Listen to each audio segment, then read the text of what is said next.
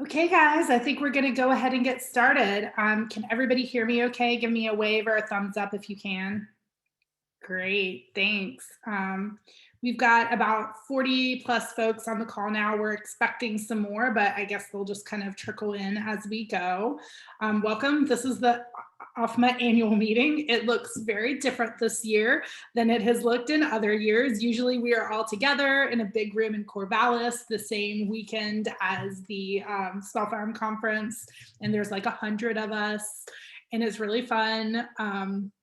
But this year, everything is really different. Of course, there's no small farm conference, but we are still plunging ahead with our annual meetings. So we felt that it was really important that we still take the time, especially after the year we just had, to check back in with you guys and report back to you about what we've been up to and hear from you about what your needs are and what you've been experiencing. So this is kind of, instead of doing a day-long annual meeting with workshops and business meeting, we've spread out this winter learning series across the past few months, which you guys have been participating in, and kind of capping it off with this annual meeting event. So today we're going to take care of the same things that we take care of at every annual meeting, that business that needs to happen.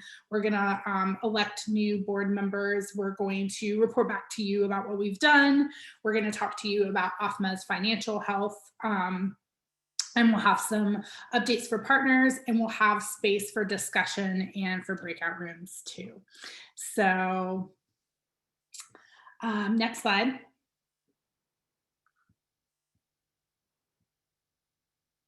So first, a little housekeeping. Let's make sure to, if you feel like you do not want your face on the video, that is okay. This is an introvert friendly event. So if you would like to turn your video off, if you don't want to be in camera, that's fine.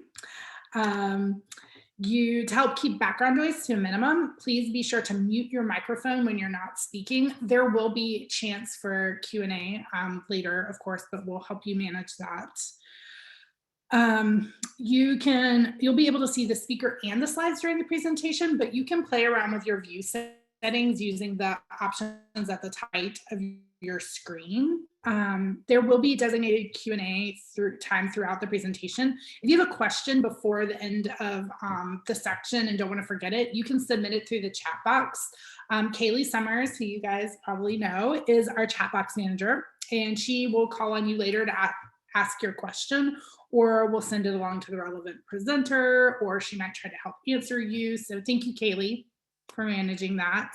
If you're having any technical issues during the workshop, please send your questions through the chat box. And you'll see the icon for the chat at the bottom of your screen to Melissa, and she will help you out. So thank you, Melissa, for being our tech support on this. Again, that chat is at the bottom of the screen. When you do chat, make sure you're sending it to the right audience. It'll kind of be to the most recent audience that you sent it through. So the default is to everyone, but you see that little blue button, you can change it and send it directly to anybody you want. We do see those chats at the end, so keep that in mind. All right, next slide.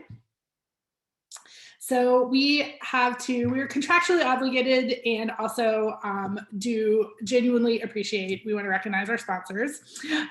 We could not do many of the things that we do for you guys without some sponsorship support. And so these sponsors support us in a variety of ways, from like cash donations to in-kind support with our website or tech issues. So we really appreciate them. This year's sponsors are the Oregon Food Bank, Manage My Market, Beaverton Farmers Market, Market Works, Friends of Family Farmers, Farm Spread, Local Food Marketplace, and What's Good. Thank you, sponsors. We appreciate you. Next slide. So this may look familiar to you guys. Usually at the annual meeting, we have actual baskets and slips of paper on the tables. And we do our brag basket as kind of an icebreaker. So we're going to try a virtual brag basket this year. So we know last year was a really tough year, and you guys probably have a lot of things that you're proud of that you were able to accomplish. So we want you to take a moment to think about the accomplishment you are most proud of. at your market this year and write it into the chat. So we think it's important after the kind of season we had to take a minute and kick this off in a really positive way and celebrate the things that were good about the year. So yeah, give us your best brags, and Kaylee is going to pick out a few to highlight.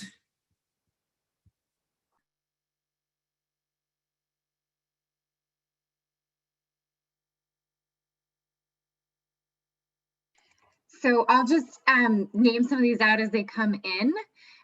Jessica is a proud new market manager.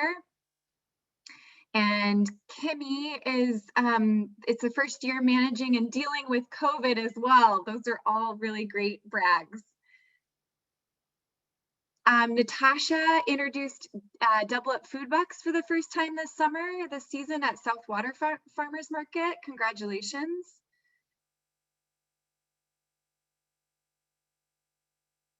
And Jessica Land was saying that they had increased market sales despite COVID. Congratulations. Lisa Hall their market became a year-round market, which is also quite a feat during COVID. Congratulations. Emily said operating successfully and safety during COVID and increasing our SNAP match up to $20 per market. Congratulations. Sonia said quickly pivoting every time a new operational protocol came to us. Yes, definitely, especially this flexibility and understanding of our vendors and shoppers. Ari doubled the physical space to fit all the vendors and with all of the distancing protocol at Hollywood Farmers Market. Chloe increased SNAP usage by 131% over 2019. Rebecca said they were able to do a very modified version of Pop Club, Power of Produce. If you're not familiar with that, parents picked up produce for children 5 to 12. Vendors were paid no matter what, and any leftovers went to youth shelter. Congratulations, that sounds amazing. The Dowls, Eileen at the Dowls is proud that they have new vendors despite COVID as well. And Bill said, proud we pulled it off safely and kept our market a vital part of the community. Daniela said, proud of the young professionals that were part of our team, especially our COVID monitors. We couldn't have done it without them. And Lynn said, the Dowls doubled SNAP sales too. Congratulations. And Melissa, being a brand new market manager during COVID and having a successful, safe, and open market serving our community. It's incredible to hear all of the safety measures and all of those hurdles that y'all went through this year. It was a ton. You already do an amazing, so much outside of all of your job descriptions or your volunteer descriptions, right? And let's see, do we have time for one more, Kelly? Yep, okay. Megan said successfully negotiating a new temporary location for our market while our regular site is under construction with the city board, local businesses, and the membership is super happy with it. Great. And Amber, farmers reported record sales. That's incredible. Congratulations. Amazing, you guys. I'm glad we took the time to do that. We're always so impressed by everything that you guys do and have managed to do this season. Thanks, Kaylee, for reading those off. I'm going to pass this over to Anna now, our OFMA board president, and she's going to kind of give you the first part of our report to you, which will be like our activities and our finances and stuff. So take it away, Anna. Hey all, thanks for being here. It's so good to see and hear so many of you on this call. So I will officially call our 2021 meeting to order. And let's start by calling into focus our mission, which is on the slide. It's to support local agriculture and healthy communities by strengthening and promoting Oregon's farmers markets. So everything we do, everything we talk about that we've done in the past year and looking forward is kind of guided by and drawn from those principles. And it's all geared towards providing benefits to our farmers market community, however we define that. So with that in mind, let's get started with our 2020 business meeting. And I'll just remind you, there will be a brief time for questions at the end, kind of curated by Kaylee. So if you have a question as we go, feel free to type it in and we'll either bring it up or make sure that it gets answered by the appropriate person. So as many of you know, in recent years, we made the decision to increase our capacity, our organizational capacity, so that we could do a better job of meeting all of your needs. Since last year's meeting, we've increased our staff to 3 people, and that has included working on our programs, greatly expanded communications, outreach, and a whole series of events through the winter, which we'll get to later. And I just want to take a moment and pause and get a quick virtual round of applause for our staff. Thank you so much, Kelly, Amanda, Melissa. You guys really did an amazing job this year. Another great thing that happened was we officially became a 501c3, which has been in the works for a long time and was certainly a lot of work. So that was pretty exciting. We increased direct support to our membership in a lot of different ways. So this year we have nearly 80 members so far. And especially after the wildness of this last year, we are just so proud of that and proud of all of you who are here. Last year, our membership share was the highest percentage of any state association in the country that we know of. So that's pretty cool. This past year, we also strengthened our board. We have a new member who will be up for your vote later in the meeting, as well as several members who are returning for their new terms and a couple who are on deck to come on board in the next year. We've also implemented and are starting to flesh out a whole new onboarding process for our board members. So as we get into 2021, we're hoping to keep up this momentum and keep up our current activities. We were quickly able to shift and negotiate and renegotiate as this year unfolded, and we anticipate that happening a little bit again this year as your needs change and as things change across the state. And we're excited to take everything we've learned from y'all this past year and keep it going in this upcoming year. We're also excited to continue deepening our relationships with partner organizations. Those have proved to be so vital this year, and we're looking forward to investing more in those. Continuing our fundraising activities, and we're also actively recruiting for new board members. Next slide. So obviously this format is a little different than we're used to, and we don't have a whole day of workshops and chatting and asking questions. So we want to make sure to point out that some of the things that we typically report back on during our annual meeting have been covered in those winter learning series and will be covered in upcoming workshops. So if you're wondering about those, or if something comes up and you have a question, all of the recordings from those are available on the website. So I'm going to hit some highlights right now, but some of that information that we normally delve deeper into, particularly our census, is available on our website. I'm going to look at COVID response, our programs and services, and I'm kind of going to cover our advocacy work with that because they were really closely linked this year, and then our finance report. Next slide. So the timing of when COVID hit coincided with when so many of you were just gearing up for your busy season. So a lot of our COVID response this year was working with our already established contacts and partners, particularly at the ODA, so shout out to them, to help interpret those executive orders that were coming out so quickly, especially at the beginning of the season. And we really worked hard to nail down how we could minimize those risks for our community while still being able to provide the food we know that people rely on farmers markets for. So in addition to getting help for interpreting those orders, Kelly and the team worked really hard to advocate that farmers markets were seen as essential businesses, more similar to like a grocery store than events or entertainment, so that we could stay open safely. Especially as, and some of you mentioned this in your brag basket, SNAP usage increased, and we really wanted to make sure that folks still had access to all the wonderful programs like Double Up Food Bucks that y'all provide. So along with this, we also launched a digital marketing campaign and the COVID pledge, which many of you signed on to promote both on-site and online markets as essential, that they're lower risk, and to make sure that customers and folks knew what we were doing to keep people safe. Another thing that we did in COVID response this year was learn so much from each other. We organized peer learning calls and shared new best practices and ideas as the pandemic developed and unfolded, and all the new rules and information came out. You guys are a very creative bunch and you're very thoughtful, and it was wonderful to hear what you were doing and be able to share that around the state. As many of you shifted to online pre-ordering or even fully online, and we worked to connect you with folks, with service providers and technical assistants as you entered into this kind of uncharted territory for many of us.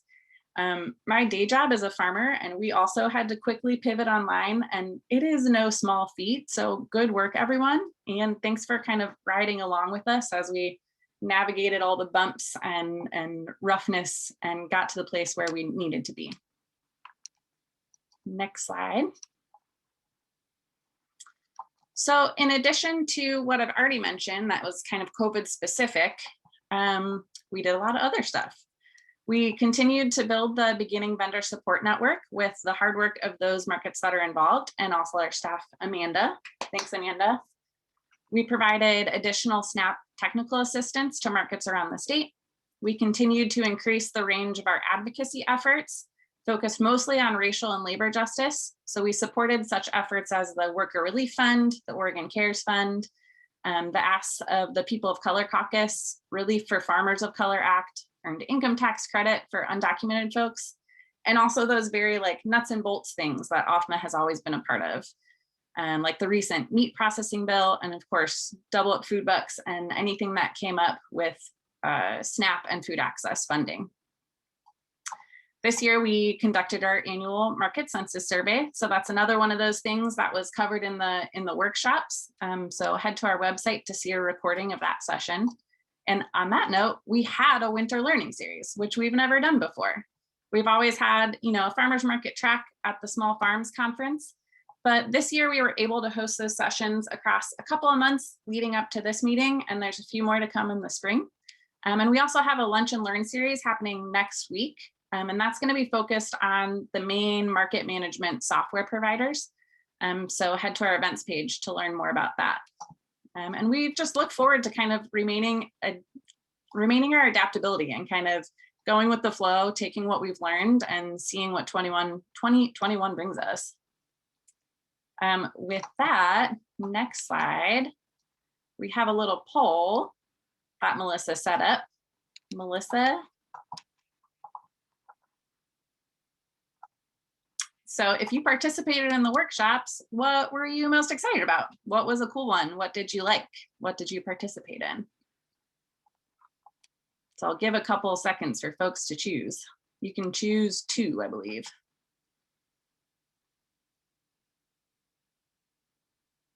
A lot of folks participated in the census. That was my personal favorite, but I love data. The branding workshop. Nice. SNAP workshops.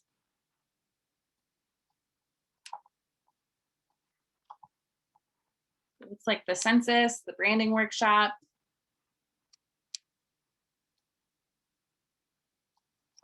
Cool, I'm gonna leave that up for a second.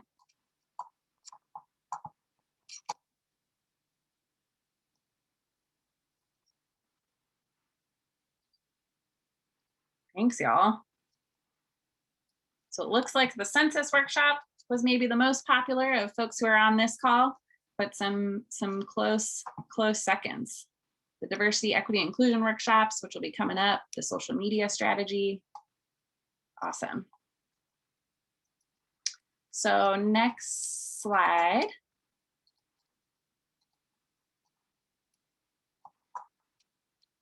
Thanks, Amanda. So this slide is relatively straightforward. This is where we're getting into kind of the nuts and bolts of OFMA's finances this year. On the left, you'll see what we anticipated, and on the right, what actually happened. And just as a reminder, our fiscal year ends in September, so that's why it says 2019 to 2020. It doesn't go with the calendar year. So So as you can see, we had some unexpected income and also unexpected lower costs, which was mostly because of COVID. We got some support money early on to help markets pivot, and some of our planned activities and things like that either cost less or just didn't happen because they were planned to be in person. Next slide. So this is how our account balance changed from the beginning of our fiscal year to the end. We experienced a gain of a little over 65K in funds, which brought our balance up to about 100,000 in funds and tripled both our restricted and unrestricted funds. So one thing that's cool about this, or exciting, that we're proud of, is that for those of you who have been here for a while, you might remember that we for a long time had about 30K in the bank, and in 2017 decided to use that to hire Kelly and spend that down. And so in that year, we sort of spent it down to basically nothing, paying Kelly, and she did an amazing job fundraising and getting all these grants. And this is the first year that we have gotten OFMA's general funds back up to that kind of pre-first staff levels. So excellent fundraising, Kelly. Thank you. So the next slide is our anticipated budget for this year. So again, our fiscal year is a little off. So this budget actually already started and has been approved and vetted by the board. The main thing to note about this is that it's a very, very conservative budget based on COVID impacts. We base this budget making some assumptions about getting no new grants, having probably very, very, very little staff travel or in-person events. So as things kind of unfold, we anticipate those numbers changing a little bit, and the board will adjust the budget as needed.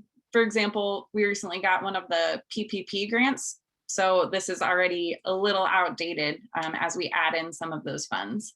But we wanted to just make sure we were covering what we know we needed to cover. So all of our larger programs, anything that's like really critical to keeping OFMA afloat, our staff, those are in this budget and plan to continue. As you can see there, that 56,000 number, so there's a net negative 56,000, but that's largely attributable to restricted funds. So those are things that are in hand already and already being spent down. And we actually have an increase of about 7,000 in those unrestricted funds, which we can spend on various things. And with that, we have a little bit of time. And so I'd like to take a few minutes for questions before we get into our partner updates.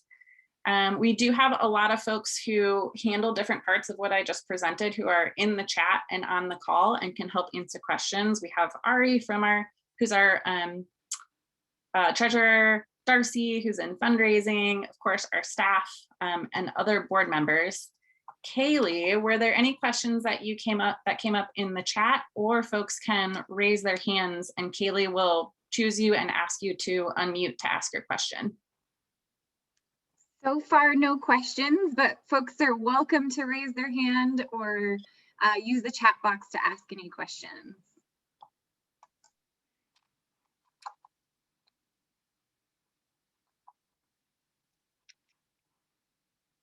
You're also welcome after this to email me or Kelly, and we'll make sure that your questions that come up get sent to the right people or answered as we can. We do have a question about wanting to understand mechanics of restricted funds deficit. I'm going to toss that one over to Kelly and Ari. Ari, do you want to take that or do you want me to?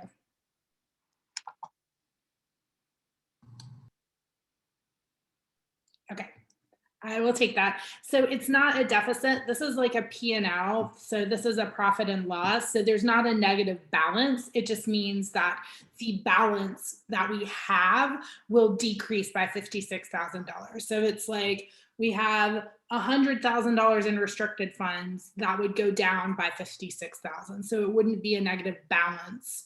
It would be a negative net profit and loss. So that all that means is that we just got a really big chunk of grant that's spaced out over multiple years to spend, but we got a big chunk of it into our bank account during the last fiscal year, and we're supposed to spend it down over the next couple of years. So this is saying if we get no new grants and we're just spending the grants we already have, we'll go down a net $56,000 in restricted funds only. So these are funds we can only spend on very specific projects that we have in hands that we would just spend like we were planning to spend it. So this is a very healthy, it's scary to see a negative number, right? But this is actually a very healthy, the organization is very financially healthy. Does that answer your question, Rebecca?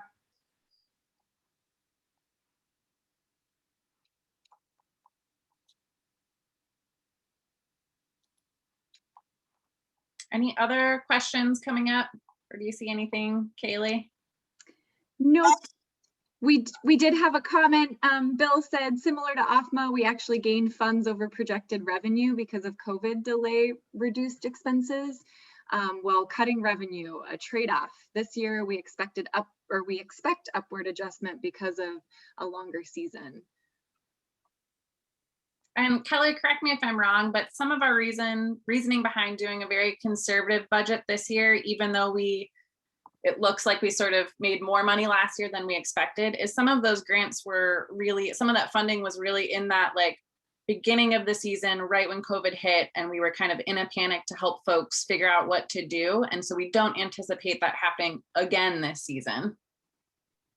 Correct. We got some early grants to do that, like marketing push to help farmers market. Like we brought Melissa on to help with all of that stuff. And so we had some early fundraising for that increased our budget, and then we like spent it.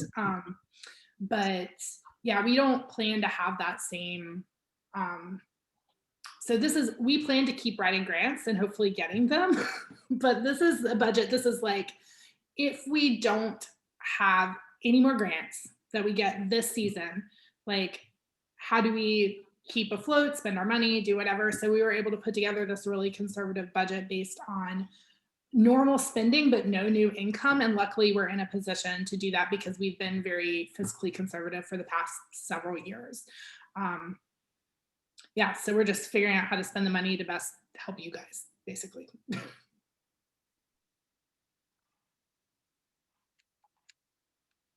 All right, well, with that, I will hand it back to you, Kelly. Great, thanks. Next slide, please. So now, just like in our annual meeting, we always have space for our partner organizations to give an update. They're really important to our work, and we know to your lives because they run programs that are really critical for your farmers markets. And so today we're going to hear from Maria Menor, Molly Notariani, Eric Garman, and Alice Morrison. If you have any questions during their updates, please, you can send a chat to the whole group if you think it's something that everyone needs to hear or would benefit from, or you could even send them a direct chat if it's a little more private. And hopefully when they're done with their updates, they can answer you directly via the chat or follow up with you afterwards. We're not going to have like a Q&A section at the end of this partners update. So yeah, so they're going to give you about 5 minutes each, kind of like lightning round of what they've been up to. So first, let's please welcome Maria Menor. Maria. Hello, everybody. Thanks for having me, OFMA. And thanks to Amanda for being willing to show my slides for me. I also cannot walk and chew gum at the same time. So let's see. So Amanda, are you? Yeah, perfect.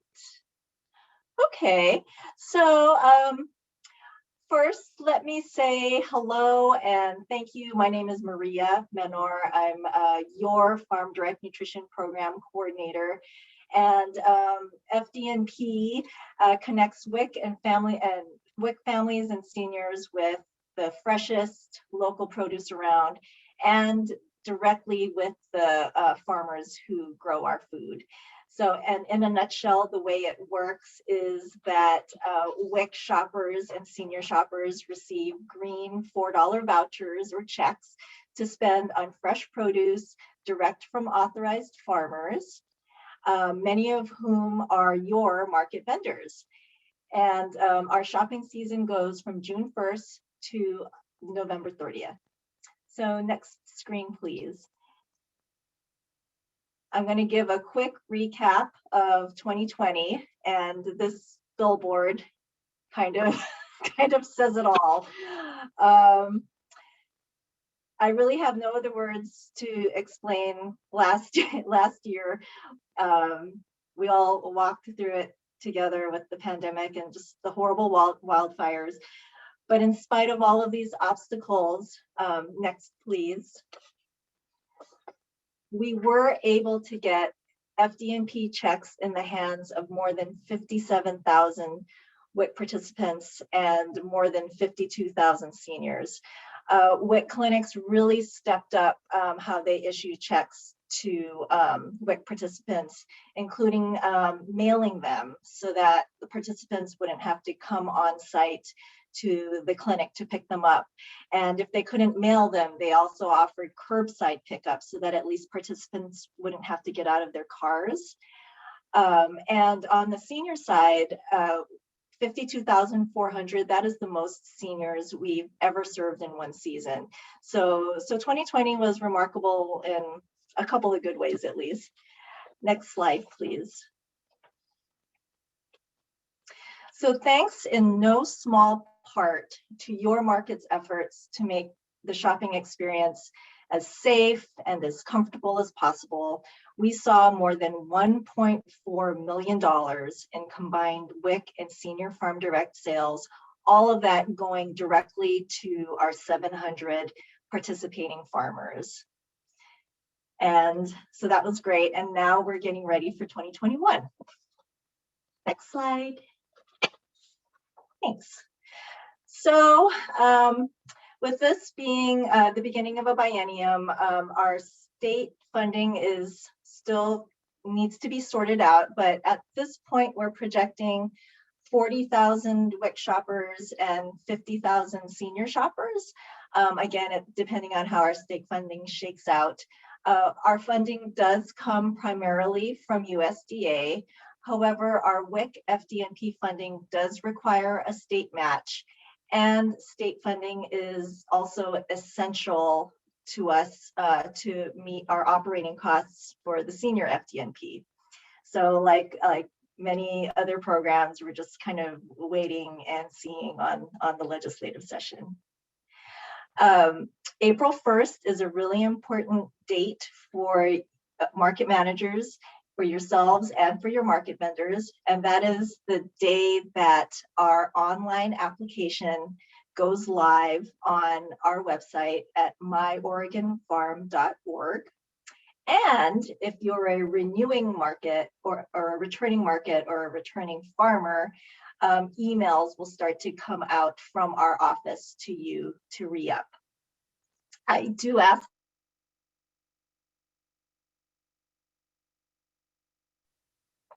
I muted myself.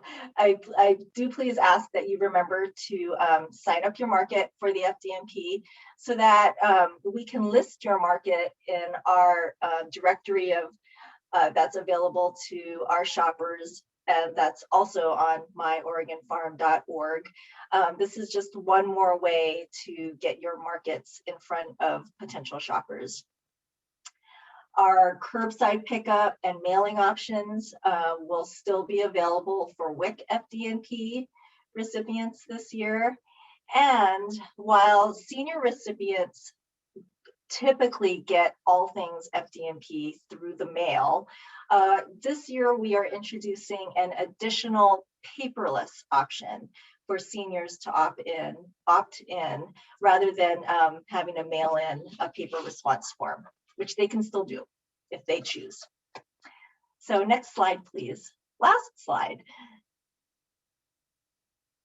So if you have any questions about your market's participation in the Farm Direct Nutrition Program, or if you have questions on behalf of your vendors, your Farm Direct Nutrition Program contact is our very delightful Katie Furia. She is our outreach coordinator, and her contact information is here on the screen for you. And you can also reach me at that very same email address. So thanks again for all of your partnership in Farm Direct Nutrition Program, and thanks again for letting me have some time at your meeting. Thanks. Thanks, Maria. Delightful to hear from you as always. We love your program. Next, we're going to hear from Molly Notariani, speaking of amazing programs, who's going to give you guys an update on Double Up Food Bucks. Hey, everybody. Thank you so much, Maria. It's so good to see all of your faces, everyone who's here. I wish we could all be in person. I can't wait till next year. I'm going to try and share my screen now, and hopefully it will happen. And, hold on. Is it working? Is my slideshow happening? Yes? Perfect. All right. So I'm here to give you all the Double Up update. I think most of you know me, but if not, my name is Molly Notariani, she, her. I'm the Executive Director of Farmers Market Fund. We're based in Portland, but we work all across the state, and we coordinate Double Up Food Bucks. Ooh, okay. So I was so inspired by Maria's little infographic in her slideshow that I've just added a slide to my presentation to show you how Double Up works for those of you who don't know. So it's a dollar for dollar SNAP match at participating farmers markets, up to $10 per shopper per day. And you can see with this little infographic, the shoppers just take their Oregon Trail card. They can also use their EBT card from other states, doesn't have to be Oregon. It's your info booth where you swipe it, and then they get your market currency as well as a Double Up Food Bucks.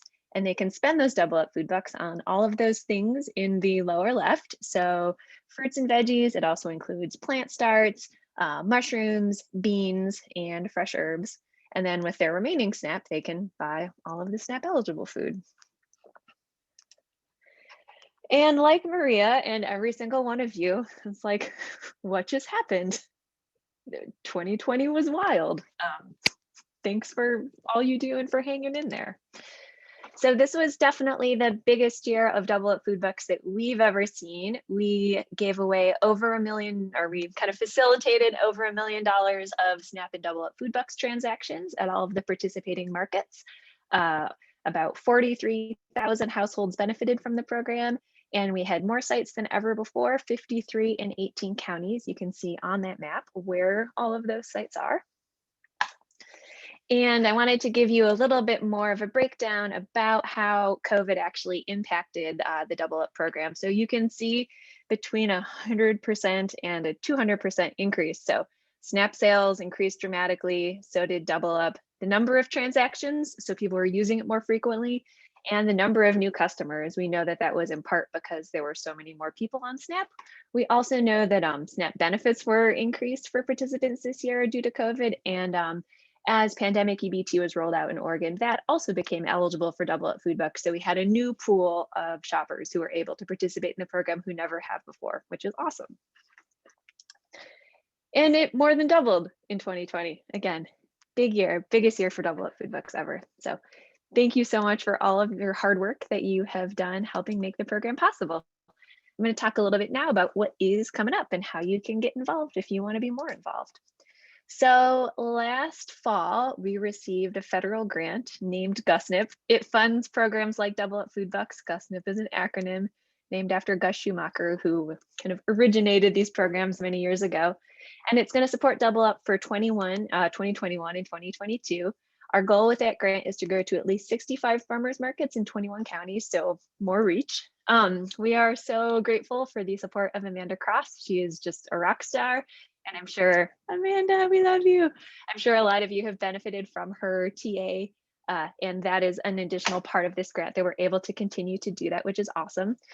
When we took a good hard look at our program, we realized that we don't have a lot of SNAP participant input in the program. And so we're forming a partnership with Partners for Hunger Free Oregon SNAP Client Advisory Board as part of that grant to have a more long-lasting engagement to get their input on how we can make the program even better and more relevant.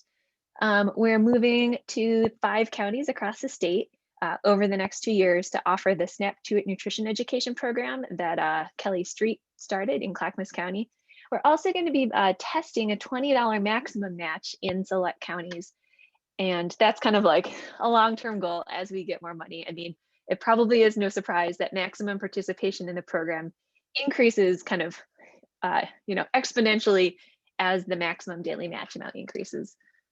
So if you're hearing all of this and you're like, oh my gosh, how do I get involved? It's not too late.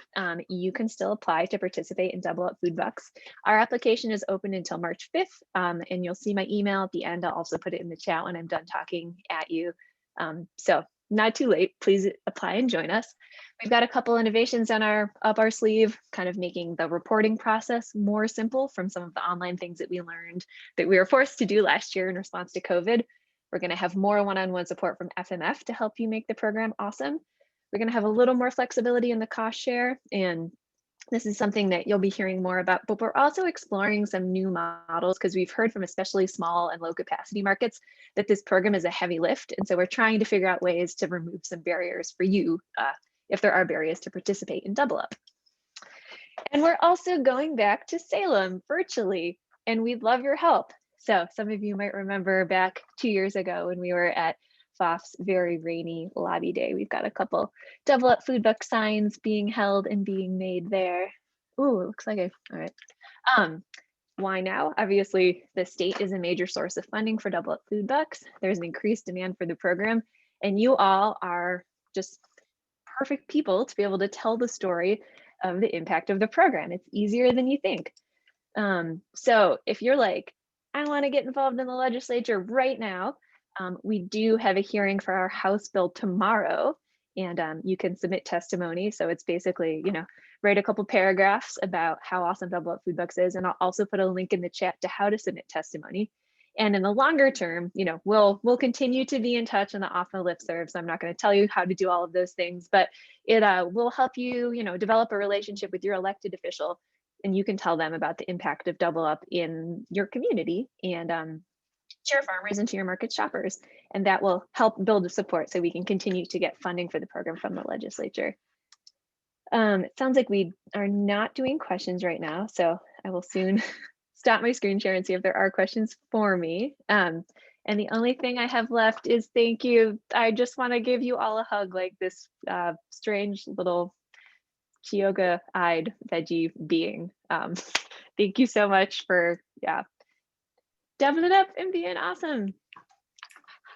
Thank you so much, Molly. I think it is impossible to overestimate how important this program really is to our farmers markets and what an important partner FMF is for OFMA and all of our markets. So thank you for everything you do and for sharing that. And if you have questions for Molly, I think there's already a couple, just drop them into the chat and she can either answer them there or she can follow up with you afterwards. So next thanks Molly. Next we're going to hear from Eric Garman from ODA. Eric. Yeah, thank you for having me. Oh, let's change that one. Okay. All right, thanks for having me. Sorry, my dogs are going a little crazy in the background. Can you see the presentation? Okay, great. Well, thanks. My name's Eric Garman. I'm a trade manager for the Oregon Department of Agriculture. Thanks for inviting me back. If anything, I've gotten a little grayer since you've last seen me. There's a lot happening in food and agriculture, and I'm just going to talk a little bit about some of the things that have been happening in the past year. So when COVID hit, our agency, along with other agencies, really had to shift our work and really take care of the immediate needs due to the pandemic. And we worked really closely with OHA to ensure producers were safe and that the necessary equipment that was available for them to continue to work. Our food safety specialists really stopped inspecting. Actually, all of our inspectors stopped inspecting. And they came back to really develop a food safety COVID playbook.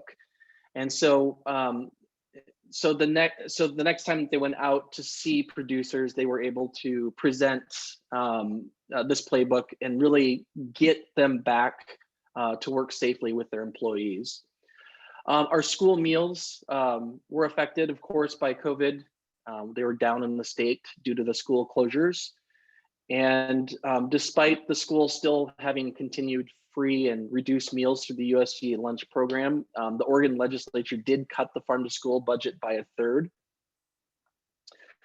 Some of the trends in grocery stores, prepackaged food, of course, became very, very popular. Less bulk items, smaller portions due to less gatherings happening at your home. Some other things happening in the state, our meat inspection processing program was approved by the legislature, and the rules are now being implemented, and we should see something come out of that program late 2021. The goal of this new program is to help additional processing without the high expense of USDA full-time inspectors. Supporting local has been reignited in communities. Food and beverage makers are working also closer to farmers and creating partnerships for the high quality products that they're looking for their value add products. Co-manufacturing, co-packing has increased significantly in the state.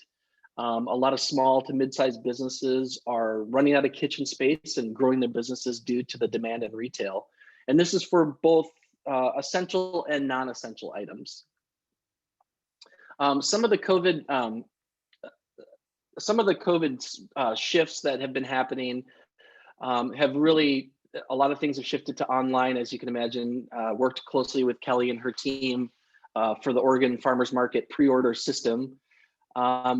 Built Oregon shifted online for a built marketplace. They were selling a variety of products, food, textile, etc., and offering free shipping for that program, particularly around the holidays.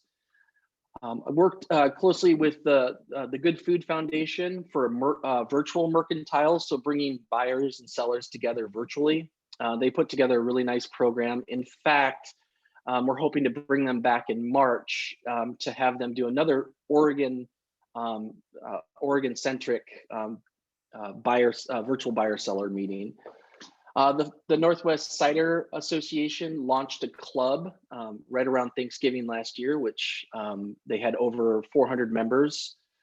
And then there was an Eat Oregon Seafood project that was led by the Oregon Department of Agriculture, as well as Oregon State University, to help promote seafood. Due to the food service industry coming to a halt, seafood, and particularly our Oregon seafood, was really struggling. Just really quickly, I want to give you an update on the ODA legislative bills that are currently in session. First, the pesticide certification and training. The EPA is now requiring states to meet or exceed the federal changes that are coming to certification. So therefore, ODA will initiate training for these applicators. For emergency vet technicians, we've discovered, due to some of both the pandemic and the wildfires, that it's crucial that we have the ODA is able to deputize vet techs during emergencies and under these circumstances. We're going to be submitting and adopting the USDA rules under the 2018 federal hemp program. Our weights and measures program will be now looking for the opportunity to measure the quality of aviation fuel. This is similar to the standard car and vehicle standards that we currently offer. The Department of Agriculture will be submitting some fee increases in food safety, commercial feeds, and livestock ID brands. We're also adding funding to create a diversity in agriculture market access program. That's to be kind of determined as we build that out, as well as developing domestic and local markets through funding activities and marketing opportunities. So I'm hoping that in the future, we'll be able to work together with the Oregon Farmers Market Association to implement some of the additional funding if it's passed by the legislature. Again, I really appreciate everybody for all the hard work that they're doing. I'm available. I'll put my name and email address in the chat, but you know, our food community really is facing some challenges. I think some important things to take away really are that we have to really support diverse backgrounds, and it should really be a priority. And resources should be available for BIPOC producers to build their authentic brand. And then also while allowing autonomy to make their own decisions on their best interest. I think it's important that we work together to address our distribution infrastructure, which has long been a problem. And our team is small at the Department of Agriculture, but we're willing to be a part of those conversations and be willing to help where we can. So thanks again for having us. And if you have any questions, please feel free to just put them in the chat. I'm going to stop my share now. There we go. Thank you so much. Thank you, Eric. And thanks for everything you guys were able to do for us this year. I know just making sure that farmers markets were included under the essential business categories. I know we worked with your rules and regs department on that, and the funding that you guys provided for the online market and the farmers market promotion marketing campaign we were able to do this year. That was really valuable. So thank you. And thanks for sharing. Next, we're going to hear from Alice Morrison with Friends of Family Farmers. Alice. Hello, everyone. I am going to drop a list of links in the chat and then share my screen and give a short presentation. Don't worry, all of the links will become clear soon. Okay.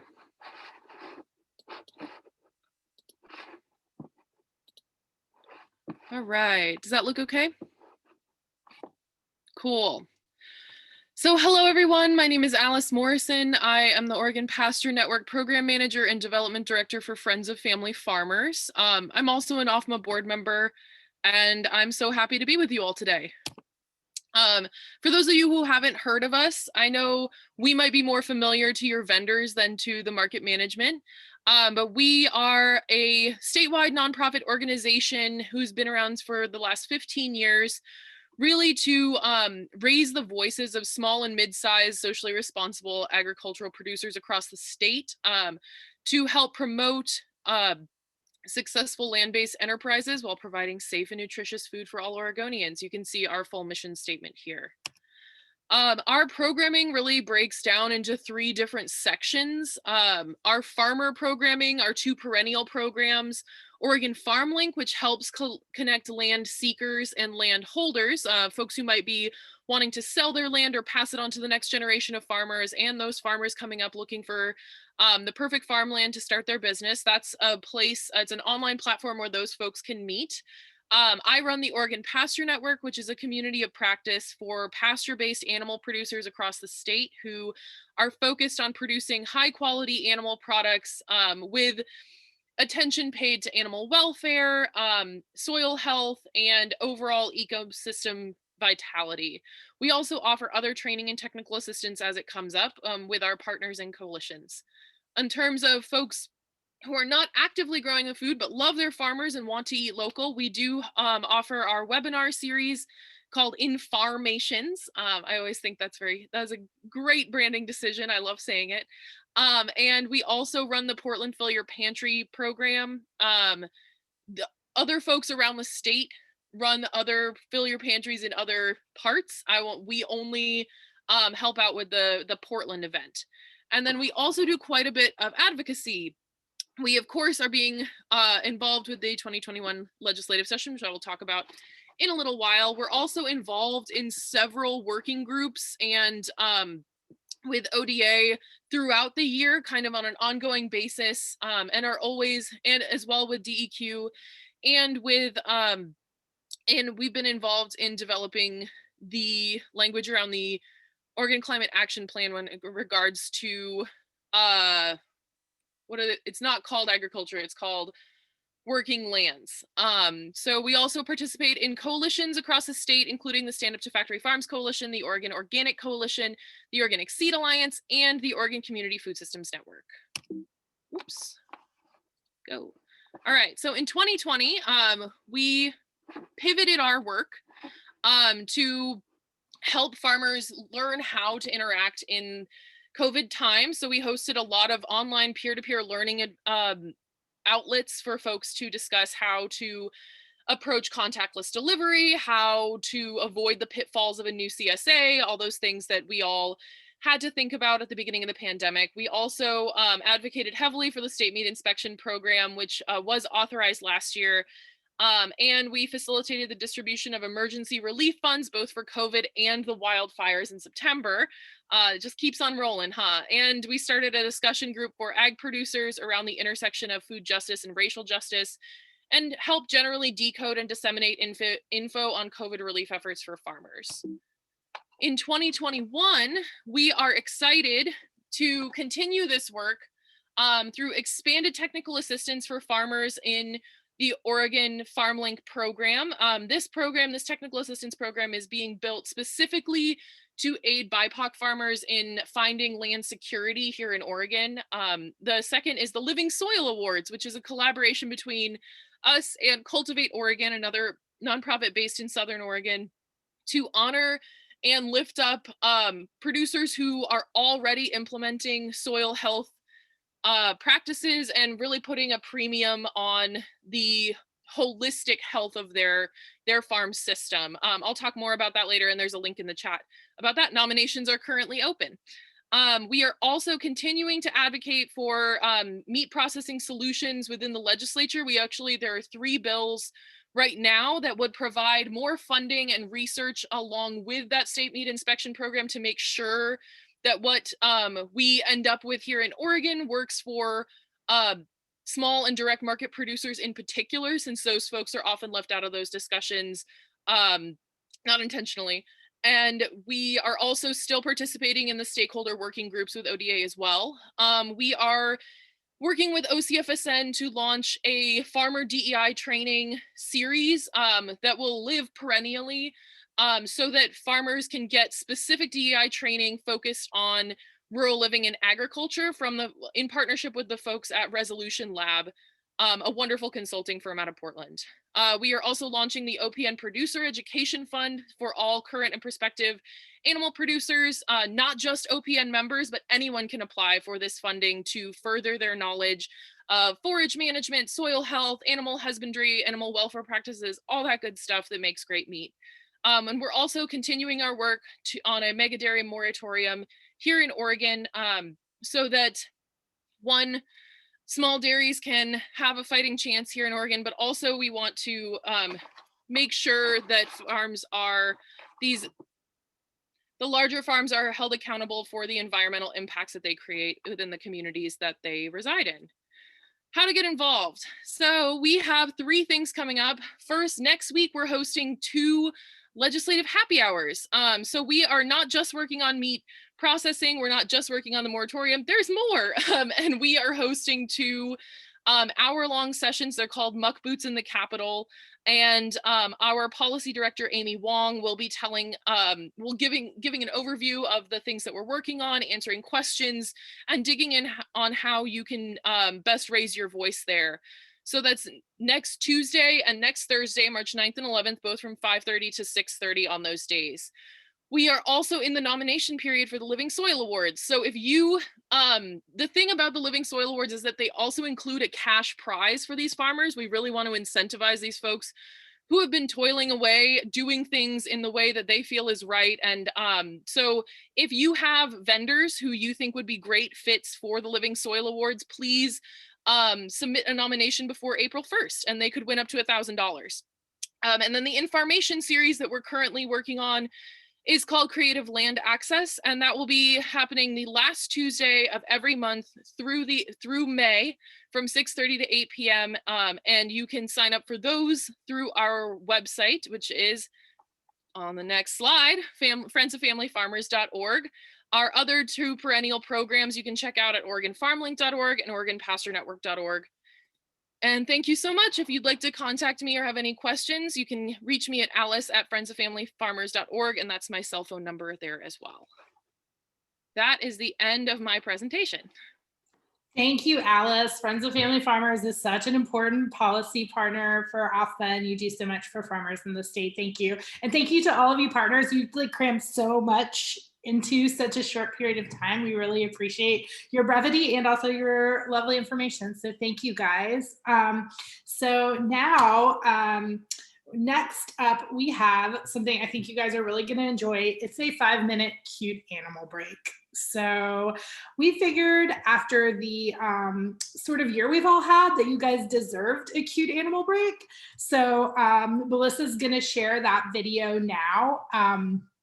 Or maybe a webcam. I'm not actually sure what you guys landed on. But yeah, so feel free to use this time to stretch, use the restroom, grab water, whatever you need, or just sit back and enjoy the animals. We'll get started again in 5 minutes. So around 12:37 is when we will be back specifically. So yeah, thanks guys. Melissa, cute animals, we need it. Let's see.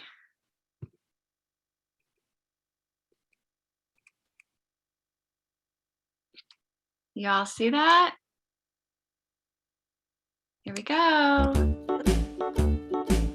Do you hear? Hickory dickory dock, the mouse ran up the clock struck 1, the mouse ran down. Hickory dickory dock, tick tock, tick tock.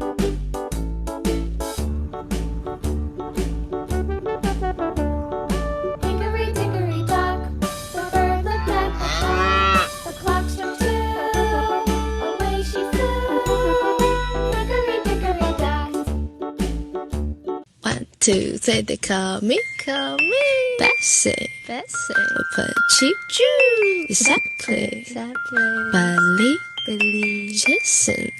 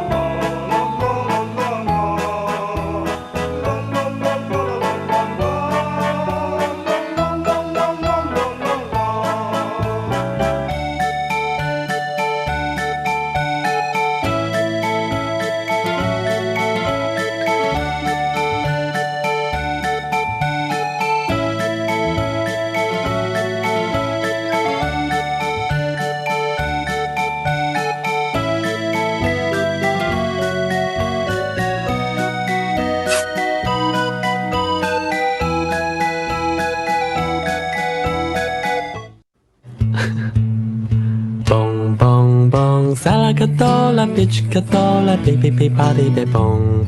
Put them together and what have we got? Beep beep beep body beep bong.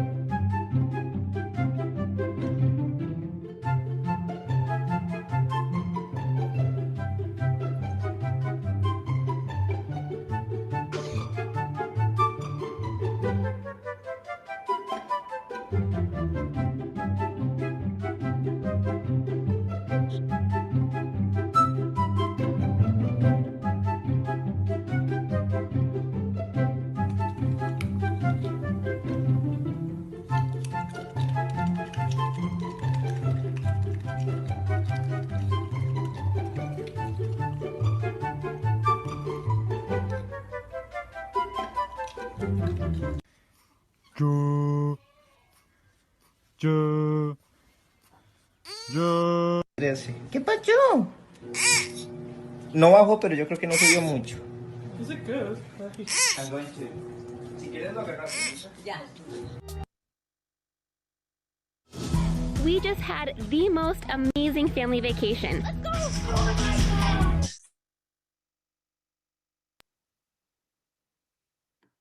I'm guessing since the VRBO ad came on that means our 5 minutes is up. Melissa, your computer algorithms tell us you've been dreaming of vacation. That would be Which true. is hashtag relatable. Okay, guys, welcome back. The alpaca in the hat really got to me, although I had to mute the nursery rhymes because I was having little kid flashbacks, but. The internet is a rabbit hole of cute animal videos. That's amazing. Well, as folks come back on and join us, Rachel, our OFMA's vice president, is going to take us through part 2 of the annual meeting. And this is the part where we need you guys to like vote on things and stuff like that. So I will turn it over to Rachel, and Amanda, you will start sharing your screen again, if you don't mind. Are we doing breakout groups first, Kelly? Oh, you are so right. I'm in the wrong section, aren't I? Wow.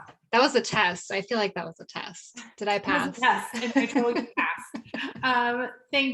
Thanks, Amanda. Sorry, yeah, we're actually at the breakout discussion. This is the time where you guys talk to each other. So you're gonna end up, Melissa's gonna help you guys get set up technically to do this, but you're gonna, the idea is for you guys to get sorted into breakout rooms by region, which we've never done this before. At the annual meeting, we usually have topics and we let you guys kind of choose your own topics. But this time we thought it would be fun to try you guys kind of self-selecting into what region you identify with. And they'll be the same regions that you're used to seeing from our application and from our brochure region. So it's a little bit limiting, but just do your best to pick the one that you think applies most to you. You can ask Melissa for help if you need to, and she'll give you some instructions, and you can see that your hosts are listed here. So Molly and Lisa will be both kind of splitting up Portland. So if you guys just try to distribute yourselves into whatever Portland room has the least number of people whenever you choose them. Selah is going to do Mount Hood and Columbia River Gorge. Alice will be hosting the Willamette Valley group. Rachel will be hosting the Southern Oregon group. Rachel Pettit, our other Rachel on our board, will be hosting Eastern Oregon, Darcy, Central Oregon. And if you're not a market manager, just go ahead and self-select into that partners and friends group, and you guys can just talk about whatever you'd like. Melissa, do you want to share the questions and the process? Yes, I am going to launch these here in a second. So you should be able to go ahead and self-select when I launch the rooms. You do have to have Zoom version 5.30 or higher in order to self-select. So for whatever reason, if you can't, I can help you get to the right room.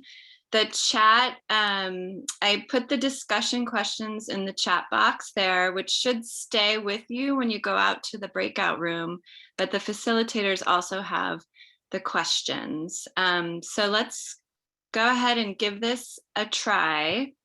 I'm going to open all the rooms and go ahead and self-select. And if you have any trouble, just shout out to the chat box and I can put you where you'd like to go.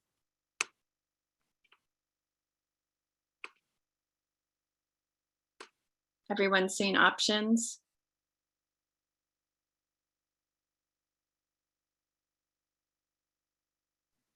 Melissa, do they need to click on the breakout rooms icon, or will it pop up for them? It should pop up. There's also at the bottom of your screen 3 dots that says more, and you can click on that and it'll take you to breakout rooms and it'll show you your options. Okay. If you're not seeing them, you might have to scroll to the bottom of the breakout rooms window that popped up. I know at least on my screen, it shows up with just a list of everyone. And then when I scroll down to the bottom, I can see the rooms and click join.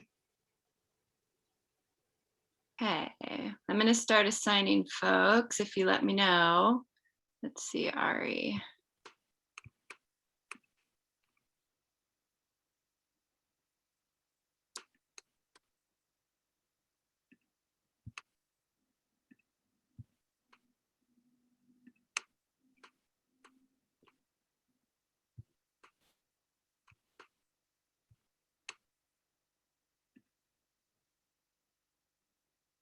Anybody else need help? It looks like I'm helping a few people here, getting to the right spot.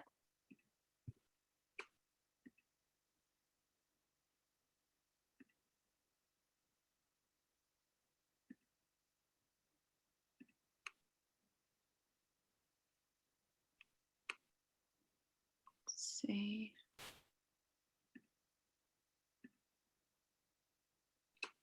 Okay.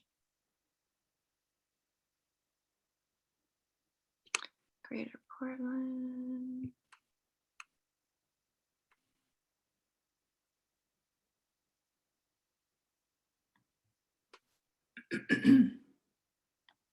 Okay, looks like Sally, do you know where you want to be assigned? You can put it in the chat or just unmute yourself and we can assign you. So Melissa, I'm on the phone for my audio. Okay, let me- Is there any way to move me in there? Yeah, let's see. Are you in 1 or 2, Ari? I'm in 2. Okay.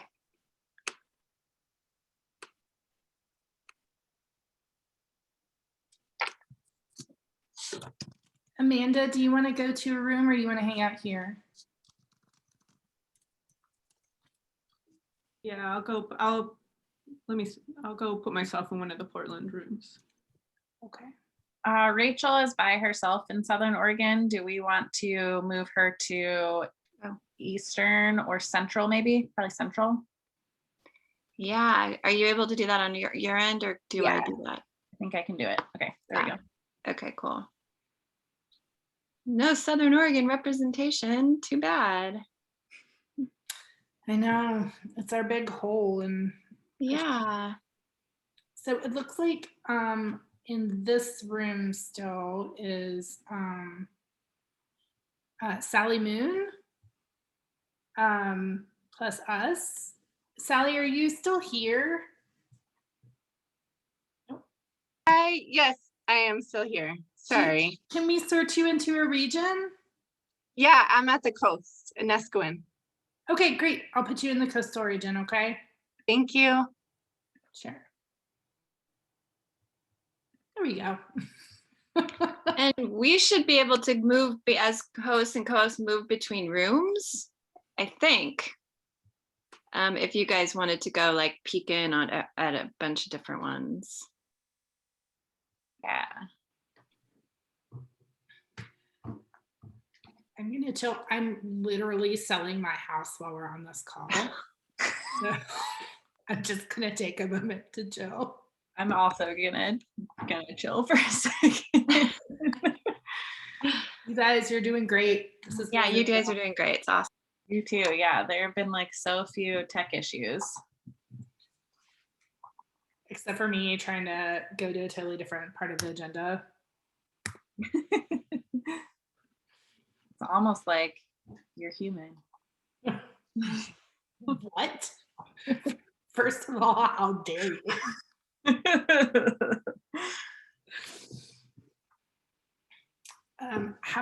Melissa, how many people are in all the breakout rooms?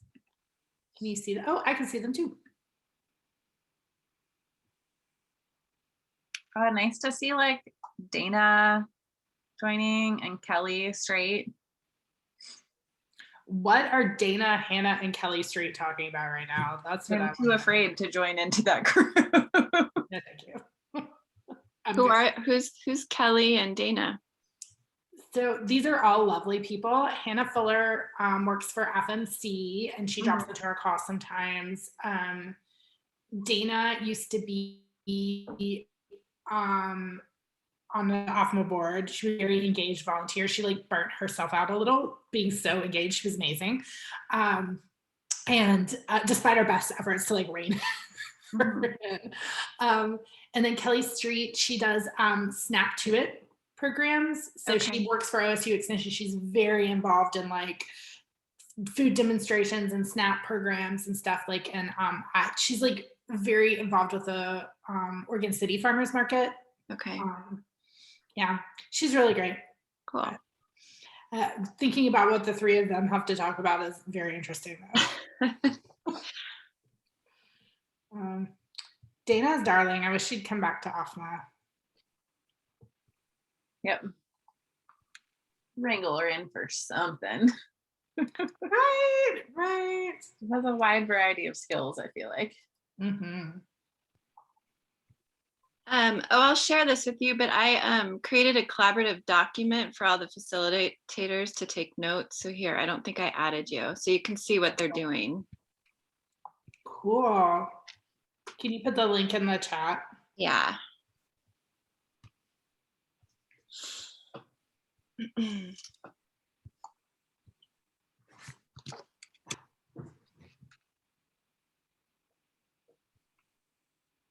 Are you in your house currently?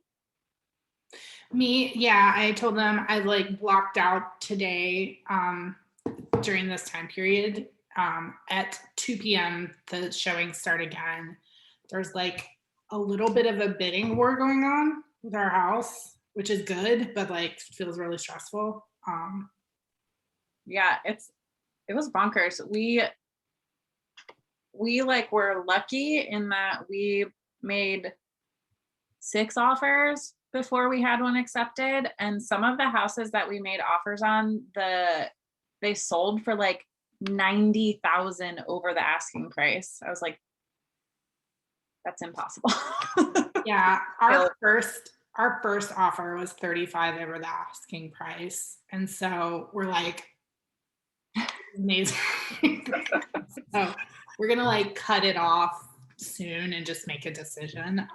Yeah, it is wild. Yeah, unfortunately we're moving into a market that is maybe even more intense than this. So we're gonna like benefit from it on this end, but like be subjected to it on the other end. So, but we bought this house for $279 back in 2015 because it was like the sides of the house were falling off and it was covered in shag carpet. So we've done a lot of work to the house. So it feels good to see the like value that like we've put into it. Because when you're like, you know, repairing 70-year-old window frames, you're like, oh God, will it ever end? You know? Where in North Carolina are you moving to? So are you familiar with the area called the Research Triangle in North Carolina? It's like Raleigh, Durham, and Chapel Hill. So it's like Chapel Hill, Duke, and NC State. And so my husband works in higher ed. So and my sister lives in one of those towns. So we're going to live in that triangle somewhere. Okay. And do you have a rental to land in, or? Yeah. For now. We decided to do like a pod move. So our like pods will all go get stored, and we're moving into like a lightly furnished rental for a couple of months while we buy a house. So that's smart. Yeah, turns out there are a lot of options of like ways you can do a move. It was like very overwhelming, but I'll let you know how it turns out. Yeah.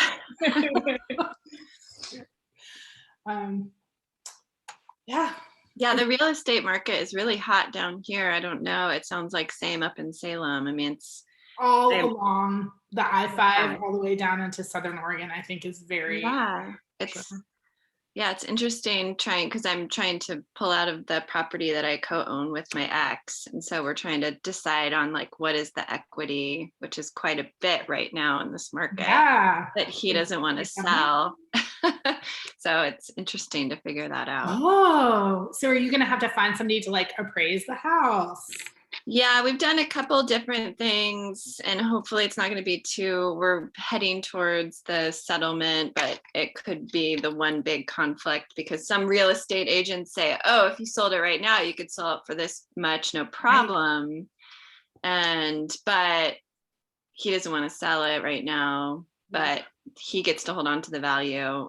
and so he has to buy me out. It's so complicated, but yeah, appraisals and real estate agents are all involved. and- Appraisals are the worst too, because I feel like while in theory it's supposed to be like very lined out and it's so It's just what one subjective. dude thinks, right? Yeah. We got our house appraised last year. And it was just like this guy came by and he was like, it was really hard to find comps for your house. So I just decided to use these like 10 properties as comps. And one of them was like in Kaiser. I was like, okay. Yeah. So it's just like some dude who like just using his or her best judgment finds comps and then like decides on a square footage average and then just like applies it to your house. Yeah.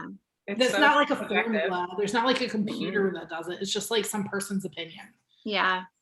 And the appraisal, it's in our situation, the appraisal is coming in much lower than what the actual market value is right now. So that's the yes, big those things are agreement. different. Yes, you're Yeah.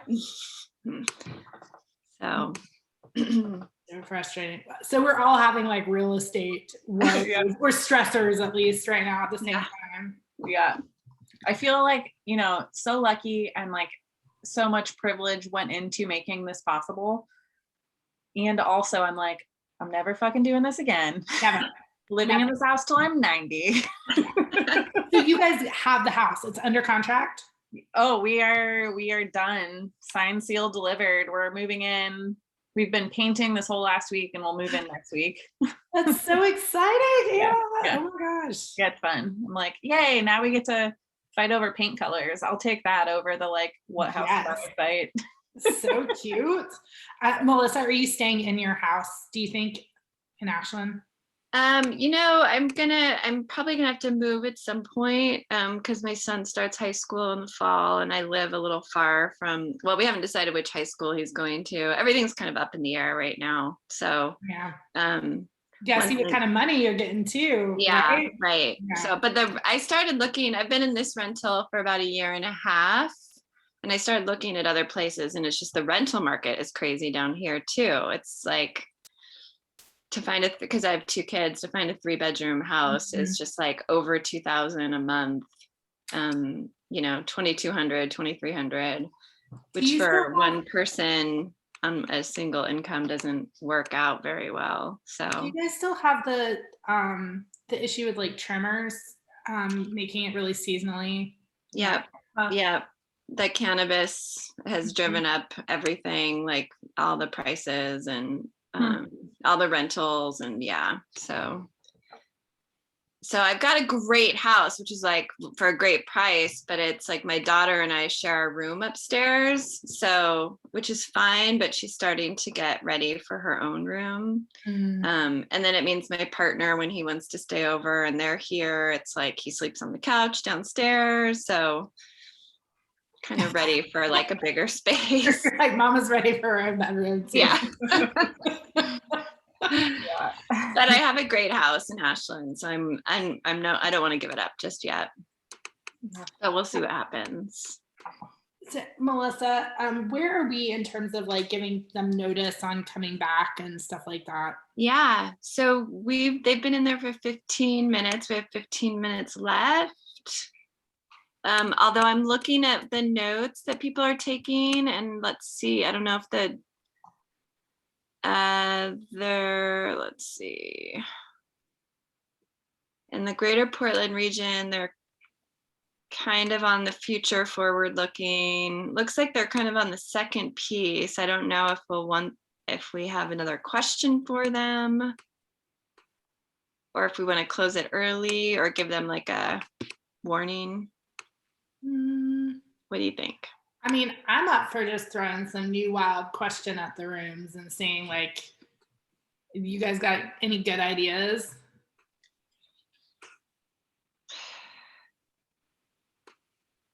I'm so distracted reading all their notes. Sorry.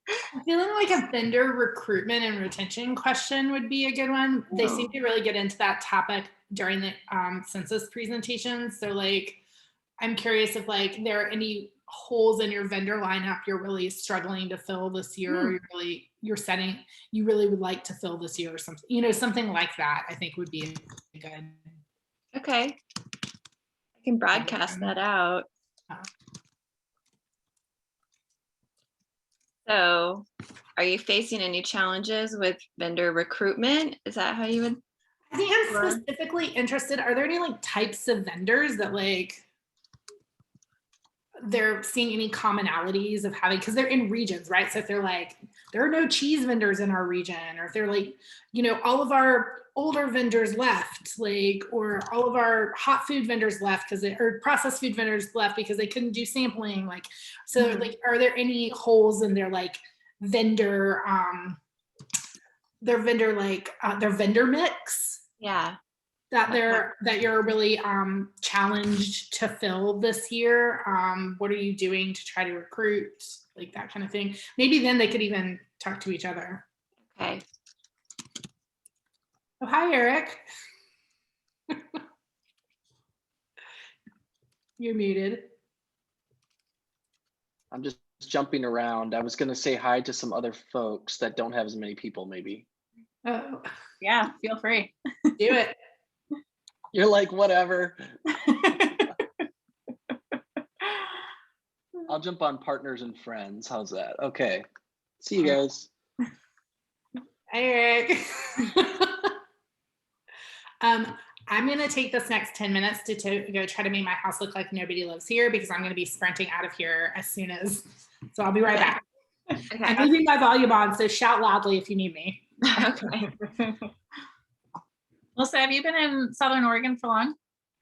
Yeah, I moved here. I moved here to farm. So I was a farmer for 15 years, growing vegetables for the farmers markets down here. So we moved here in 2005 and bought our farm, interned for a year on a farm down here, and then bought our farm in 2006. So I guess it's been, 16 plus years. Is that right? Am I doing my math right? 15 years. So, and then I left, my partner and I split in 2019. So he's still farming, and my kids still get to live on the farm and have that farm life. And then I'm transitioning out of that. So yeah. When I first moved to Oregon, I thought I had friends who lived in Southern Oregon. I'm trying to remember what the name of their town was. It was so beautiful, but like kind of in the middle of nowhere. I can't remember. Like a pig farmer and other, I mean, I think some of them were trimming and all that kind of stuff too. Okay. Happens, but Yeah. So we were out in the Applegate Valley, which is so beautiful. That's what it was. It was like little Applegate, Applegate something. You're probably thinking of Yale Creek Ranch, maybe. Their name's Lauren Smith, but she was only there for like a year and a half too. Okay. Catherine, who was there for like a while and now lives up in Portland. Oh my gosh. You know Catherine Figliomini? Yeah. Oh my gosh, she's my dear friend. Oh my gosh. Yeah, I know Catherine. That's so funny. That's she's hilarious. she's like, I've known her forever. She was my kids, like when my kids were really little, my babysitter when she lived down here. Yeah. And I lived with her for 6 months actually. Okay. When she was living in that like, wasn't like a trailer, but with the pigs out front. Okay. Yep. Nice. I lived with her there. Yeah. So I've been seeing her regularly when I go up to Portland because my kids just adore her. And we would do radio together. So I used to be a radio DJ. So right before the pandemic, I was coming up and she and I were doing radio over at KBOO in Portland. Okay. Yeah. I saw her post about that. That's so funny. That's hilarious. Yeah, we know each other through a mutual friend.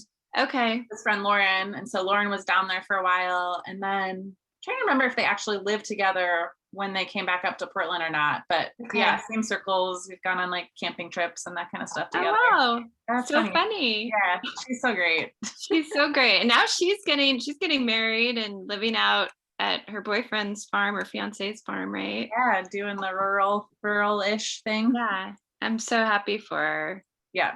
That she's found that. That's so funny. And so are you outside of Portland then? So our farm, it started in Portland, So there's like about an acre in North Portland, Okay. kind of tucked away. And then we're also, now we have 4 additional acres in like the outskirts of Gresham. Okay. Yeah. Okay. Wow. So, and then sometime in the next 2 years, hopefully buying like one bigger spot Okay. outside of town. Yeah. Yeah. Nice. Yeah. That's funny. Great. Small worlds. Yeah, so funny. Yeah, I miss seeing Catherine. I was gonna see her recently. I went up there. Oh, I was up in Portland over Thanksgiving, and I was gonna see her, but then it just didn't work out with COVID, and yeah, it just didn't make sense. So Yeah. that's funny. I hope she's doing well. I think I'm going back up to Portland because my kids would love Portland and like a trip for the spring break. So I might actually contact her and see if she wants to see them. Yeah. Yeah, that's so funny. Yeah, so my farm was out in the Applegate Valley, which is such a beautiful place. It's gorgeous. So gorgeous. I think I had been in Oregon when I first moved here. I lived in Portland and just lived with my sister. She had lived here for a number of years before, but then went down there once or twice to hang out and see those folks because they were like the only people I knew, and just being like, oh my God, this is moving there from like middle, like Michigan. I was like, it's so beautiful here. I had no idea that this existed. Yeah. It's I know I really miss it. Like I hope to move back out there at some point. Like living in Ashland has been fun for the last year and a half, like being in town for the first time in 15 years and not being rural. But I definitely like the rural is in my body and my bones, and I love living rurally. So hopefully I can get back out there at some point. Yeah. I think I'll give them all like a warning that they have to like wrap up. They have a couple more minutes. Yeah.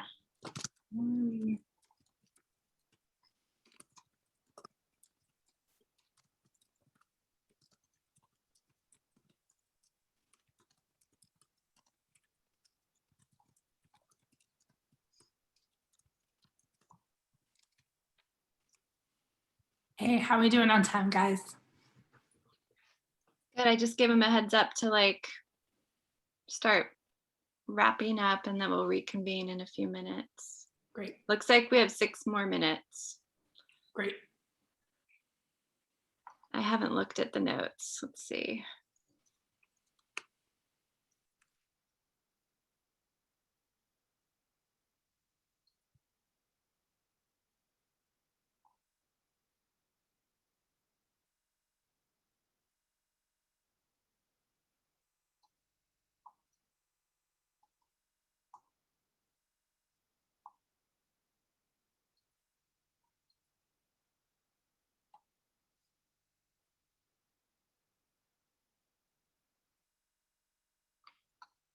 The bathroom. That's a good idea.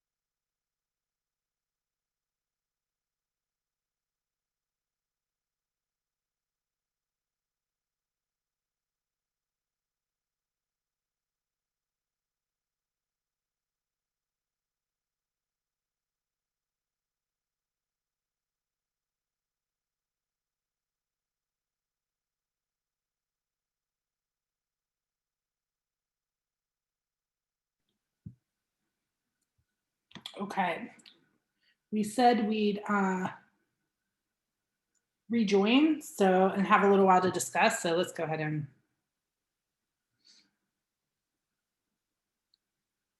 Wrap up then.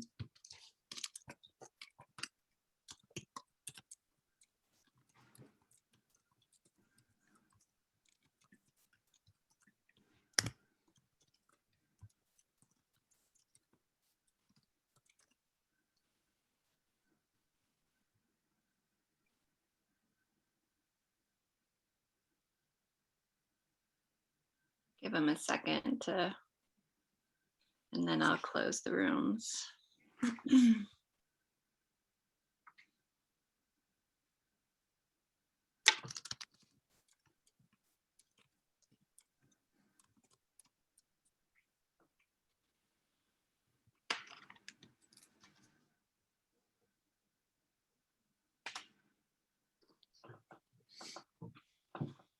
All right, I closed them down. They have 60 seconds to come back.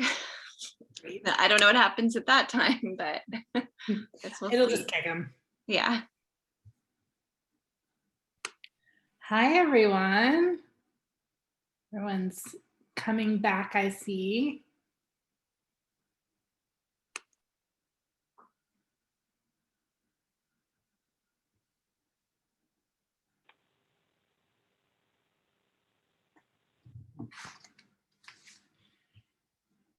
Welcome. Melissa, let us know when it looks like everybody's back. Okay. Looks like Greater Portland Region 2 still is chatting away.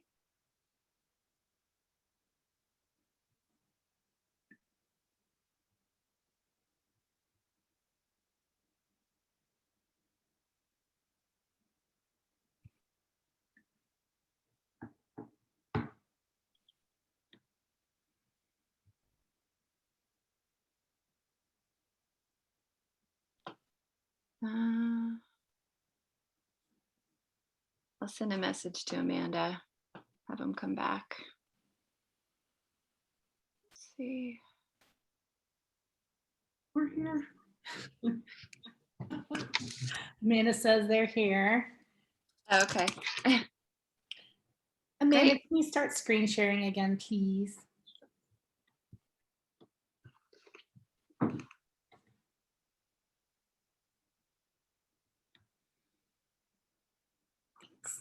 So we hope you guys had productive breakout sessions discussing with your regions. We're also interested to hear, was that helpful to be with your own regions for future planning purposes? We're going to invite you guys to share out something that you talked about in your group. So if everyone could take a minute to think about one interesting point that came up during your breakout session and share it in the chat. Be sure to say my region, coastal region, and then share your point so we know where you're coming from. And Kaylee, our chat manager, is going to go through and pick out a couple of these to, Kaylee, I think we only have 5 minutes, so why don't you just read at least one per region? Give you guys a second to get some in there, but Kaylee, you can start whenever. Sure. And because I was for the Eastern Oregon facilitator group, I can start by sharing that lots of great discussion in our group, and overall their seasons were very positive, with increased number of customers and kind of an evening out of new vendors, returning vendors. And one just fun fact, interesting, that in Lau County in Northeast Oregon, Kimmy was mentioning that because they had such low cases of COVID or COVID infections in their area, they actually had a lot of people, like local tourism, coming and visiting their farmers market. And so their customer counts were up. So that was from Eastern Oregon. It looks like Just to comment on the organization of the groups, Jessica from Central Oregon had said that it was really definitely helpful to connect with others in her region. Let's see, Melissa also from Coastal Oregon group said it was helpful having, oh gosh, we're popping up here. Okay, helpful having the breakout session with that region, I'm assuming. Okay, Darcy, cool idea from Central Oregon region, shifted to take-home model for activities with for kids activities. Lisa Hall from one of the Portland groups said, trying to figure out how to best support staff with mental health in a very stressful season. So let's see here. Alice had the Willamette Valley region in our college towns, Eugene and Corvallis. There were some struggles to get students not to arrive in large groups. Also, we had a lively discussion about the balance of sharing space with restaurant outdoor dining. All right, Mary Shaw also shared coast region. Coos Bay used the phrase outside grocery store to remind folks that same COVID rules applied. All right. And Selah said that in their region, the Mount Hood and Columbia River Gorge area spoke about handling the spacing was one of the biggest issues that for the past season. However, the silver lining was getting to understand their vendors better in terms of who has the longer lines, who has the most visitors, and were able to do some strategic rearranging of their vendors. They also noticed that sales increased as a result of contactless payments. All right. Molly also had the other greater Portland area, some ideas that will continue in 2021, Zoom vendor orientation, new market layouts, keeping hot food takeout only. Jessica said, we are just now considering an online pre-order system, and another manager in our region did it last year. Will not continue. We will connect and discuss. Okay, this is great. Let's see, I'm gonna go down here. Molly also said greater Portland area, unique challenges, how to address safety, security without engaging law enforcement. Farmers come to market from the valley, sometimes choose to stay with their own geographic home market because it was closer than driving to PDX. All right, Rachel, a theme for coastal markets is striking the balance between encouraging tourism and caring for higher percentage of elder resident populations. All right, and then last comment from Alice with the outdoor dining issue. Rebecca was able to give some great advice, making sure that restaurants take some of the social distance burden and don't seat folks all the way to the edge of their allowable space, share the burden of the 6 feet and 3 feet on each side of the boundary. All right, it sounds like there was lots of lively conversation yeah, we're still open if you have more comments or feedback on that process, and if folks liked being in regional areas or regional breakouts. Thanks. Thanks for helping share all that out, Kaylee, and thanks for you guys for that lightning share out round. Okay, so now we actually are going to go to part 2 of the business meeting, which are with our Vice President, Rachel Ward, for real this time, not just kidding. Hi, everyone. As Kelly said, I'm the Vice President of OFMA's board, and I only have a couple slides here today. We're getting close to the end of the meeting, but this is oftentimes what I think of as the most fun part of the meeting. So first, we're going to talk about the election of some potential new board members.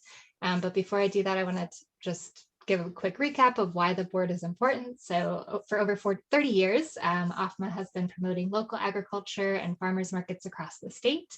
And our long history of volunteer commitment shows the power that individuals have coming together to create connections and community. Last year alone, we estimate that our board and committee volunteers logged well over 1,000 volunteer hours in service of OFMA and to the farmers market community.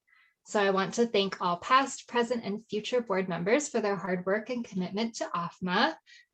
So a big virtual round of applause for them. And I also want to quickly recognize our current board members. So when I say your name, if you'll just wave or type a quick hello in the chat so that folks can recognize you.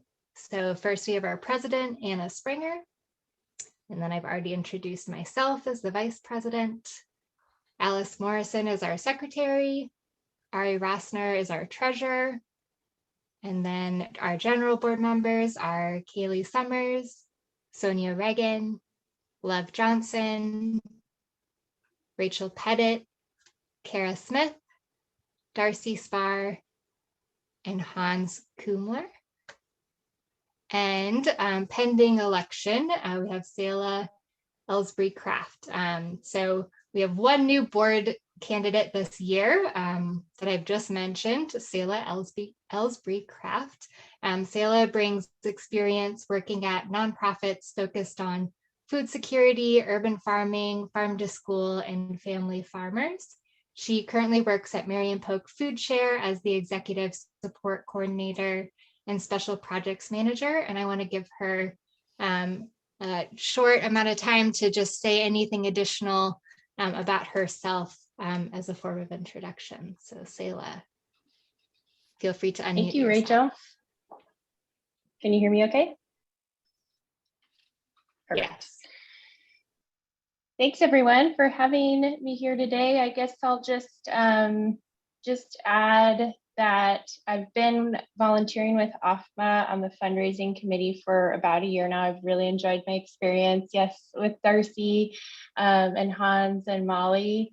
And I'm really excited about this opportunity to support OFMA and the work I've been seeing them do, supporting you all in your efforts to be more inclusive spaces. I think farmers markets are amazing spaces to learn about and connect with your local food system. And I deeply believe that that opportunity should be available for all. And the work that you all are doing and that OFMA is supporting you in doing, I'm excited to take part in that. Great, thank you, Selah. So now we're going to start the voting process. And I wanted to recognize Bill Blank for a motion. Yes. Feel free to type in the chat. There you go. All right. Do you want me to go ahead and type that in or just say it or whatever? Oh, you can say it. You can say it. That's totally fine. Okay.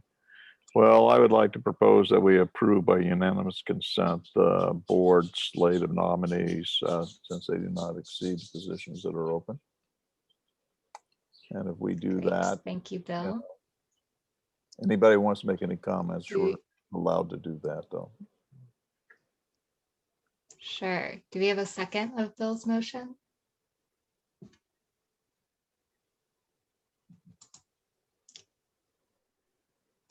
I see a thumbs up from Kaylee. I don't know if I'm allowed to second because I'm on the board. That's my question too. Do we need a member to second? I second that motion. Thank you, Lisa. All right, so we have a motion to accept all the candidates proposed in the slate, which would be Selah. So all those in favor, please either type or say aye. Aye. Aye. Aye. Aye. Here's where we overwhelm your chat box. Aye. Kaylee, sorry. Thank you. All those opposed, please type or say nay.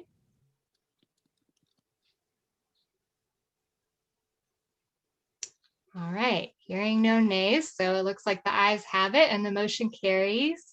Welcome to the OFMA board, Selah. It's our first time ever doing elections virtually, I believe.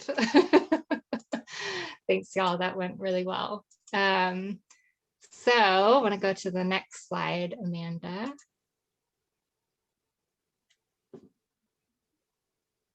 one of the last things on our agenda today is to give some kudos to our market managers. This is the time of the annual meeting normally when we would give out awards. But this year, with everything that we've been dealing with the farmers within the farmers market community, between COVID and wildfires and just general social upheaval, we couldn't see choosing any one market to feature with an award. We just want to take some time to give out kudos instead. So our first kudos go to every single one of you, farmers market managers and operators. We want to thank each and every one of you, your markets, your staff, your vendors, and your board all deserve a lot of kudos. Really hard and amazing things, responding to a global pandemic, radically re-envisioning your market operations and layouts, launching online markets, and so much more. And you all deserve a pat on the back and a long nap. And I can't encourage you to take a nap during OFMA's annual meeting, but you should definitely give yourself that pat on your back right now, and then possibly go take a nap later on. So thank you all. And if everyone could give a little, everyone from the board maybe give a little clap or some virtual kudos to our market managers in the room. All right.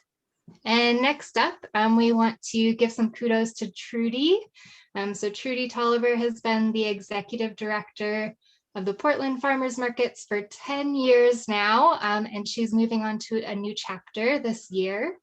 And for the past decade, the Portland Farmers Markets vendors and shoppers have benefited tremendously from the passion, dedication, and leadership that she brings. She leaves an incredible legacy of accomplishments that nourish the organization to blossom and grow.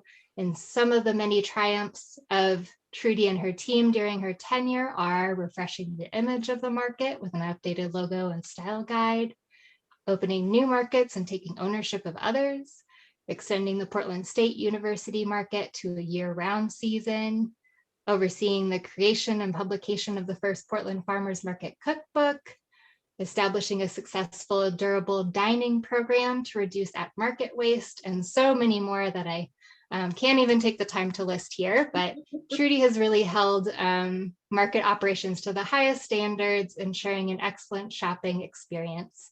In addition to her work in service to Portland Farmers Market, Trudy has co-founded and launched the Farmers Market Fund, and she was the executive director for 8 years after helping volunteers shape the organization. So OFMA would like to extend our deepest gratitude to Trudy for her focused commitment to supporting the prosperity of local food producers throughout her tenure.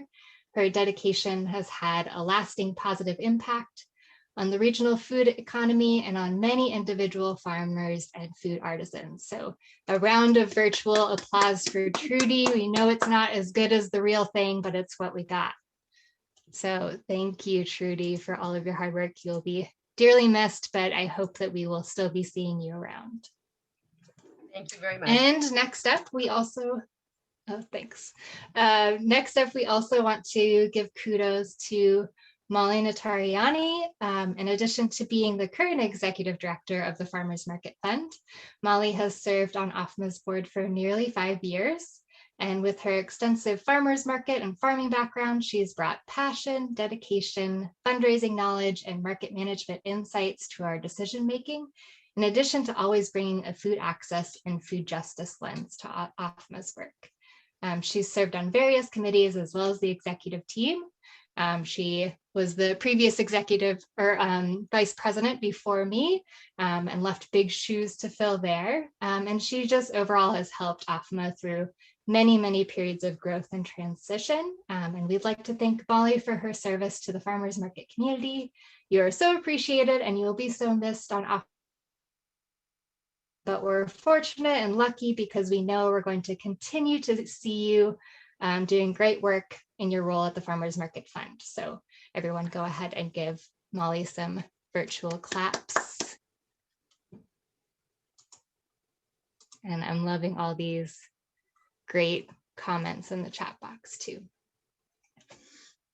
And then finally, some of you all may have already heard the bittersweet news that our executive director, Kelly Crane, is going to be leaving us this spring and heading to North Carolina with her family. While many of us are still in denial and struggling to envision an OFMA without Kelly, we truly are happy for her and we can't wait to hear all about her next adventures. Will she start the next North Carolina Farmers Market Association? Who knows? Only time will tell. Probably not right away, though, I can imagine. But all jokes aside, the growth that OFMA has seen under Kelly's leadership is phenomenal. From multiplying our budget to increasing our capacity with new staff and contractors. She's been integral in making OFMA an active and thriving organization and community as a whole. She's worked diligently to expand OFMA's services through one of the hardest farmers market seasons this past year, and oversaw the development of peer learning opportunities and a statewide marketing campaign for online markets. And she did it all while wrangling a cute little toddler.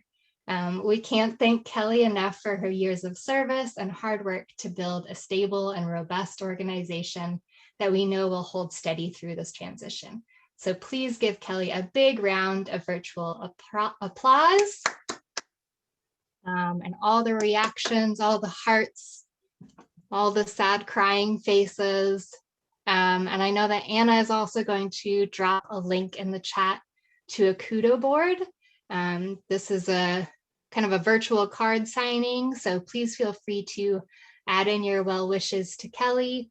And don't be afraid to pair your words with some GIFs or pictures or videos to make her smile and remember you as she moves on to the next stage of her journey. And as part of OFMA's next steps, we've formed a hiring committee of board members, OFMA staff, and community partners to take on the hard task of finding our next executive director. And we hope to release that job announcement next week, actually. So please be on the lookout for that and help us spread the word so that we can find someone great. And with that, I will pass it back to Anna to end the meeting.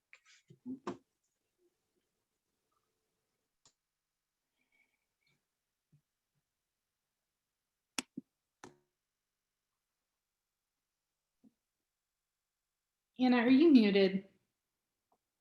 Just chatting away over here to my dog.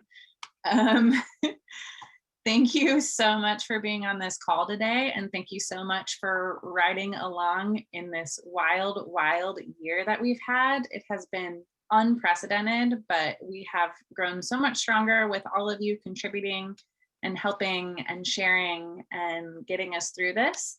And we look forward to the upcoming year and all of our great plans and seeing your faces again, perhaps virtually, perhaps in person for our meeting next year. Thanks. Have a great afternoon. And again, just some housekeeping things. We will be responding to any questions that we missed and getting back to you, but you're always welcome to email us. Thank you all.